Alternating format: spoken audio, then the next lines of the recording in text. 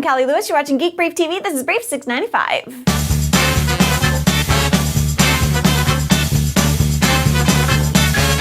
You know how I've always said I'm not an audiophile when I cover gear for audiophiles? No doubt that's still true, but new experiences lead to growth, and over the month of December I got to live with some Teal speakers connected to Bryston components, and my ears got to hear sound in a way that surprised me. I'll talk about that on a future brief, but let's just say I have a greater appreciation for audio than ever before. AudioTechnica has a new headphone amp with a built-in iPod dock. It converts digital to analog, supports 192 kHz 24-bit audio, and sends it out at 440 milliwatts times 2 with a 20 to 20 kHz frequency response. It supports 32 kHz, 44.1 kHz, and 48 kHz sampling. If you're looking for a new way to listen to the dark side of the moon, the amp is the ATHA35i, and it'll sell for about $560. I'll always look back with fondness at the iPod years when all my iAccessories worked with all my iDevices. When the iPhone came along, some accessories still worked, but many didn't. One of mine that didn't was an FM transmitter.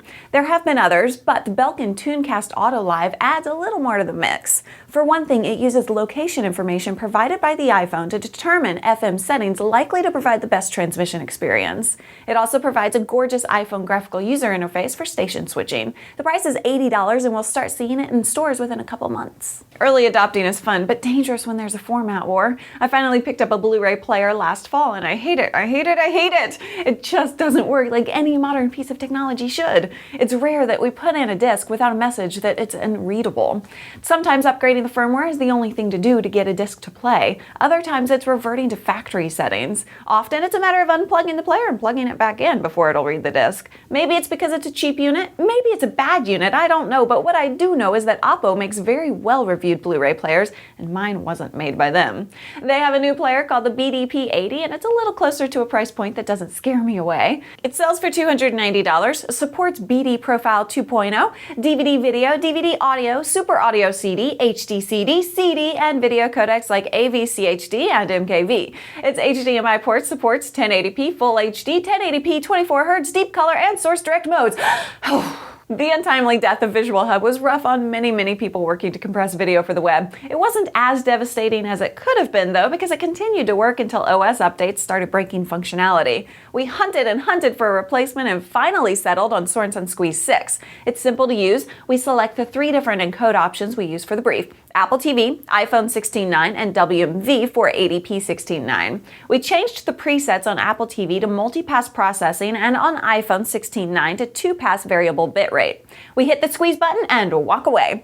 It takes about 30 minutes to process all the versions, which is longer than it took with Visual Hub, but we get what I think are better results, especially the WMV version. The WMV version looks really amazing, and the file size is much smaller than what we get with H.264 compression. You've heard me talking about Double Twist before on the show. It's a free app for PCs or Macs that allows you to sync pretty much any device, iPhone, iPod, random MP3 player, or Android phone, without having to rely on iTunes or manage the sync manually.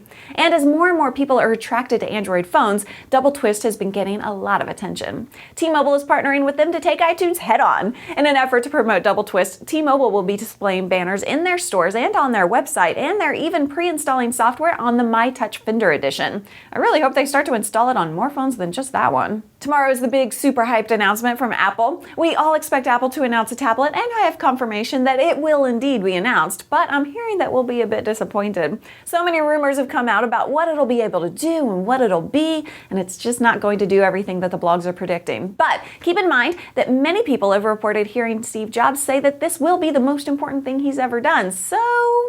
And on that note, I will be live tomorrow on Ustream to discuss the announcement as it happens, disappointing or not, so join me at 10 a.m. Pacific at CallieLive.tv. Brief 695 is brought to you by Squarespace.com. Miss Calamity used my coupon code GEEK to save 12% when signing up to get an easy-to-build, easy-to-maintain website, HeyCalamity.com. You can too, and when you do, make sure you tweet me a link at Callie Lewis. Thanks so much for watching. As my Twitter name suggests, I'm Callie Lewis. Bye.